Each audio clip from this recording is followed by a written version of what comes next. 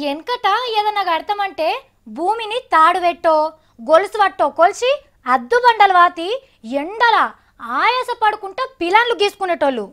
ఇక రాను రాను దునియా అంతా ఈ స్మార్ట్ అవుతున్నది కాబట్టి భూమిని గొలిచి నక్ష గీసే పిలాన్లు కూడా ఈ స్మార్టే అయినాయి.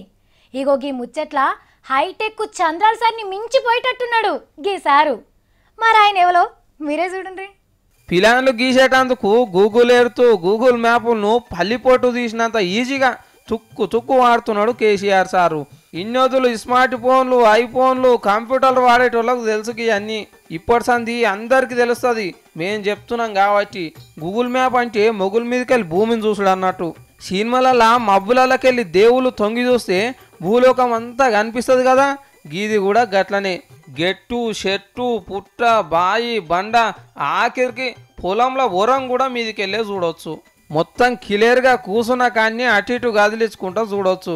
గుల్గుల్ మ్యాప్లను పెద్ద టీవీలో చూసుకుంటేనే సీఎం సారు యాదగిరిగుట్ట నవగిరులకు నక్షలు గీసి అద్దులు పెడుతున్నాడు.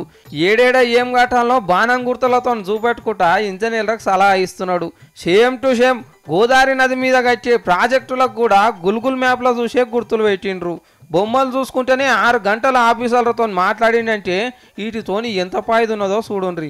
ఆడికి పోయే అవసరం లేదు, చెమటలు కక్కుకుంటా తిరిగే పని లేదు, నయా పైసా ఖర్చు కాకుండా ఏసీ ఆఫీస్లో కూర్చొని అన్ని పనులు చక్కబెట్టవచ్చు.